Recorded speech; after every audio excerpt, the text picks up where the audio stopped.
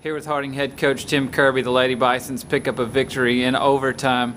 Let's go straight to the end. You're down 2 and you run the same entry play on back-to-back trips to get the game tied and then to take the lead. Talk about that. Yeah, we were getting it inside the whole game, and finally we isolated it down there off of just a little quick hitter and caught close to the basket, and both of our girls just took it to the hole and got it to the crease exactly where we want it and finished, and then we get the same play again and go to the line with a couple of seconds on the clock and step up there, and Kristen makes 2 huge free throws, and we expect it, and that's something that's expected out of her. She's been to a lot of basketball games in her life, and we just expect her to be able to do that, and very proud of her for finishing. In the second half, every time we would get within about 2 points, it seemed like they'd come back and hit a big 3. What kind of mentality does it take from your team to be able to weather that time after time and still come back? It was huge, and I just told them in the locker room that, the first half they shot 49% or 48% from the field and had a couple of huge offensive rebounds and putbacks, and we just weren't getting stops. We weren't scoring, but we also weren't getting stops. And second half got a little bit better. There were still a few moments where they were making big shots, but they also made some big shots. I mean, yeah. You still have to knock the shot down on their right. part.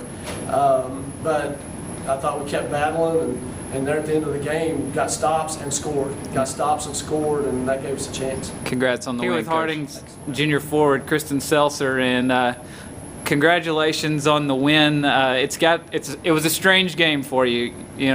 Tough shooting early on, but then you make 2 free throws to send the game into overtime, and then score the game-tying basket in overtime. So talk about kind of a wild night for the Lady Bisons. It was crazy. We definitely started off the game slow, and that's something we talked about at halftime. We were just not really playing our game, and so we came out in the second half and we're like, listen, we're not doing this again. Right. We've been on a losing streak and we're not letting it happen anymore. So it was really just about coming together. Henderson State made a couple of huge shots after we had cut the lead down to 2 several times. What do you think in situations like that? Is there some here we go again on that, or do you just battle through it?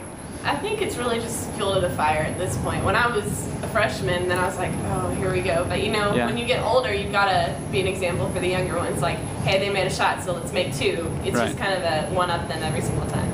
Talk about the plays in overtime where you end up getting the bucket on the first layup, and then you make the pass to Ariel on the same play on the next time down. Is that talk about that play and how comfortable? Looks like we were pretty comfortable running that if we scored twice on it.